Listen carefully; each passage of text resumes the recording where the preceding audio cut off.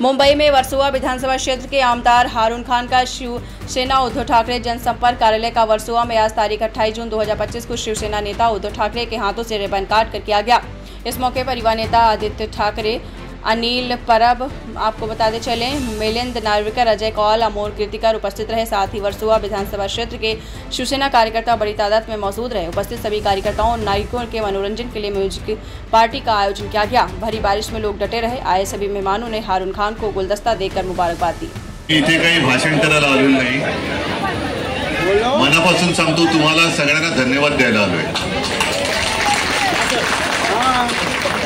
याचं कारण काय? धन्यवाद कशाला?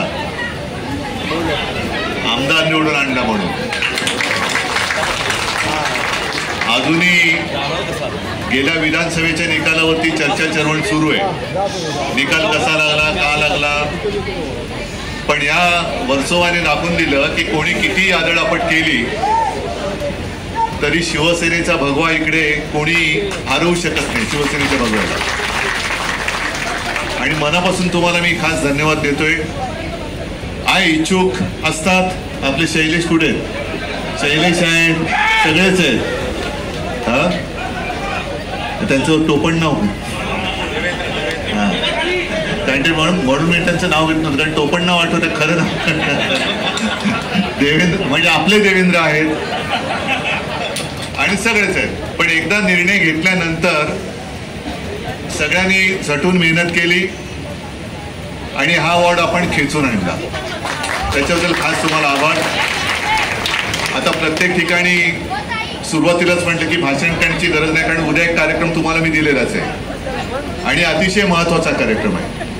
कारण आपण कोणत्याही भाषेचा द्वेष कधीच केलेला नाही। इकडे सुद्धा इतर भाषिक सुद्धा आले असतीलच ना, हिंदी भाषिक असतील, गुजराती भाषिक असतील, आणखीन इतरही कोणी असतील। आपला भाषेचा विरोध नाही, पण आपल्यावरती जी सक्ती केली जाते त्या सक्तीला आपण विरोध करतो। आणि आता या भाजपला असं वाटतंय की मराठी माणसाची एकजूटता राहिलेली नाही, फुटलेली आहे।